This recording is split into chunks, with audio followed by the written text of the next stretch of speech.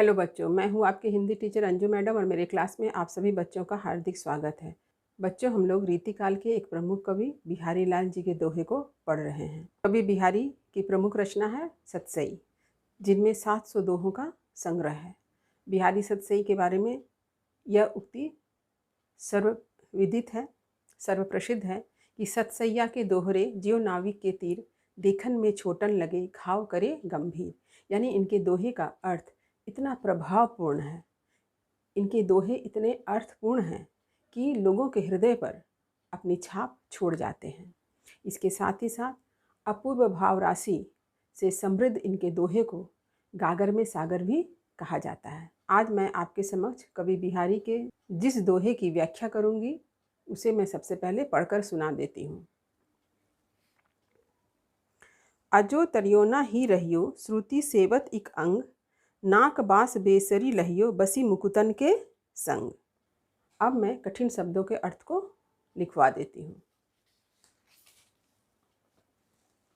देखिए, अजो माने आज भी, तरियोना यानी कर्णफूल, रहियो यानी रह गया, श्रुति यानी कान, श्रुति का एक अर्थ क्या है? वेद भी है। सेवत यानी सेवा करना, इक रंग यानी एक सा, बास माने रहना, बेसर नाक में धारण होने वाला एक गहना, बसी मतलब रहना, मुकुतन माने मोती, संग यानी साथ। अच्छा, यहाँ पर आप ध्यान दीजिए कि तरियोना का अर्थ कर्णफूल है, इसके साथ ही साथ है इसका एक अर्थ है बिना उद्धार हुए लोग। एक अर्थ है कर्णफूल और दूसरा अर्थ है बिना उद्धार हुए लोग। जैसे श्रुति का अर्थ है कान और दूसरा अर्थ है वेद। बेसर है नाक में धारण होने वाला एक गहना, और बेसर कहा गया निम्न प्रकृति के लोग को। मुकुतन यानी मोती, और एक अर्थ है इसका सज्जन पुरुष, मुक्त पुरुष। तो चलिए अब मैं दोहे के अर्थ को समझाती हूँ। यहाँ पर कवि बिहारी जी ने सत्संग की महिमा का वर्णन किया है। सत्संग में रहने वाले निम्न प्रकृति के लोगों का भी उद्धार हो जाता है, जबकि सिर्फ वेद शास्त्र का अध्ययन करने वाले व्यक्ति सिर्फ अध्ययन ही करते रह जाते हैं, उनका उद्धार नहीं हो पाता है। यहाँ पर कवि बिहारी जी ने वेद शास्त्र आदि के अध्ययन करने वालों की अवहेलना की है और सत्संग की महिमा का वर्णन किया है कि जो लोग सत्संग में रहते हैं उनका उद्धार हो जाता है, जबकि वेद शास्त्र का अध्ययन करने वाले का उद्धार नहीं हो पाता है। उसे कैसे समझाया है देखते हैं। अजो तरियोना ही रहियो, श्रुति सेवत इक अंग, नाक बास बेसरी लहियो, बसी मुकुतन के संग। तो बिहारी ने तरियोना यानी कर्णफूल नाम के गहने के पक्ष में जो बात कही है उसे मैं पहले समझाती हूँ। आज भी कानों पर धारण योग्य आभूषण, आज भी कानों पर धारण योग्य आभूषण यानी कर्णफूल, श्रुति यानी कान की, यानी एक अंग, कान एक अंग है, कि सेवा करते हुए बेचारा कर्णफूल ही रह गया। यानी कानों पर धारण होने वाला जो आभूषण कर्णफूल है वह कानों की सेवा करते हुए, कान की सेवा करते हुए अंततः कर्णफूल ही रह गया। नाक बास बेसरी लहियो, फिर कवि क्या कहते हैं? तो नाक में धारण होने वाला बेसर जो होता है वो क्या होता है? उसे मुक्तन का संग मिलता है, यानी उसे मोती का संग प्राप्त होता है। कर्णफूल कर्णफूल ही रह गया कान की सेवा करते हुए, लेकिन नाक में बसने वाला, नाक में धारण होने वाला बेसर जो है उसे मोती का साथ मिला। यह तो एक अर्थ है। अब इसके पीछे जो एक अन्य अर्थ छिपा है उसे मैं आपको बताती हूँ। देखिए, यहाँ पर सत्संग की महिमा को बतलाया गया है।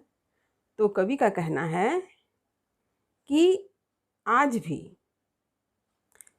श्रुति सेवत यानी वेद शास्त्र में विधित विधानों के अनुकूल रहने वाले मनुष्य क्या करते हैं, अपना उद्धार नहीं कर पाते हैं। वो आज भी तरियोना मने बिना उद्धार हुए ही रह गए हैं। यानी वेद शास्त्र का विधि विधान के साथ अध्ययन करने वाला मनुष्य का भी उद्धार नहीं हो पाया और वे बिना उद्धार हुए रह गए। जबकि नाक में निवास यानी नीचे, यहाँ पर कहा गया नाक का है, कान से नीचे है, तो कहा जा रहा है कि निम्न प्रकृति के लोग जो होते हैं वे जब सत्संग का साथ मिलता है, उन्हें सज्जन पुरुषों का साथ मिलता है, तो उनका उद्धार हो जाता है। तो यहाँ पर दो अर्थ है, एक है गहने के अर्थ में, एक है मनुष्य के अर्थ में। गहने के अर्थ में तरियोना का अर्थ है कर्णफूल, श्रुति का अर्थ है कान, बेसरी का अर्थ है नाक में धारण होने वाला आभूषण, मुकुतन का अर्थ है मोती। और दूसरे अर्थ में तरियोना कहा गया है बिना उद्धार हुए। कौन? श्रुति यानी वेद शास्त्र का जो विधि विधान से सिर्फ अध्ययन ही करते रह जाते हैं, ऐसे लोगों का उद्धार नहीं होता है, वे बिना उद्धार हुए ही इस संसार में रह जाते हैं। परंतु जो निम्न प्रकृति के भी लोग होते हैं, अगर उन्हें सत्संग की प्राप्ति होती है, सत्संग का साथ मिल जाता है उनको, तो उनका उद्धार हो जाता है, उन्हें स्वर्ग की प्राप्ति होती है। तो यहाँ पर श्लिष्ट शब्दों का प्रयोग होने के कारण यहाँ एक से अधिक अर्थ जो है ध्वनित हो रहा है। तो अब चलिए इसके विशेष को मैं लिखवा दूँ। पहला, यह बिहारी जी का नीतिपरक दोहा है। दूसरा, इसमें सत्संग सज्जन पुरुषों का साथ व उनकी महिमा बतलाई गई है। तीसरा, सत्संग के महत्व को बतलाते हुए कवि ने कहा है कि वेद शास्त्र में विधित विधानों के अनुकूल रहकर भी मनुष्य अपना उद्धार नहीं कर पाता है, परंतु अधर्म नीच व्यक्ति सज्जन या सत्संग में रहकर स्वर्ग को प्राप्त करता है, जो मैंने आपको अर्थ में भी अभी समझाया। चौथा, यहाँ तरियोना, श्रुति, नाक, मुकुतन आदि श्रेष्ठ पदों तथा लाक्षणिक शब्दों द्वारा अनेक अर्थों का कथन किया गया, इसलिए यहाँ श्लेष अलंकार है। तो यहाँ पर क्या है, एक शब्द है लेकिन इससे एक अलग अर्थ भी ध्वनित हो रहा है।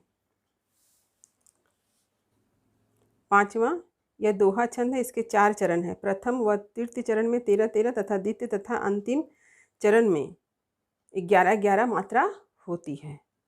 छठा, काव्य भाषा मधुर ब्रज भाषा है जो माधुरी गुण से संपन्न है। और सातवां जो है, श्लिष्ट पदों तथा समासिक शैली के द्वारा कवि ने इस दोहे में अपार भावराशि भरकर गागर में सागर उक्ति को प्रमाणित कर दिया गया है। तो उम्मीद करती हूँ कि इस दोहे का अर्थ आपको अच्छी तरह से समझ में आ गया होगा। जब भी आप परीक्षा में किसी दोहे की व्याख्या करें तो आप प्रसंग, उसका अर्थ और उसके साथ विशेष को अवश्य लिखें।